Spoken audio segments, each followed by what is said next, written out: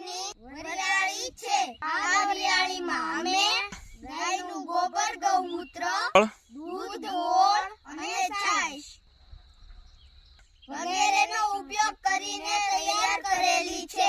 માટે વરિયાળી ખૂબ જ પૌષ્ટિક છે। આ વરિયાળીમાં કોઈ પણ પ્રકારના રાસાયણિક ખાતર કે જંતુનાશક, પેસ્ટિસાઇડ કે કોઈ પણ કેમિકલનો ઉપયોગ કરેલ નથી, જેથી આ વરિયાળી ન્યુટ્રિશનનો ખજાનો છે। ભરપૂર માત્રામાં પોષક તત્વો છે।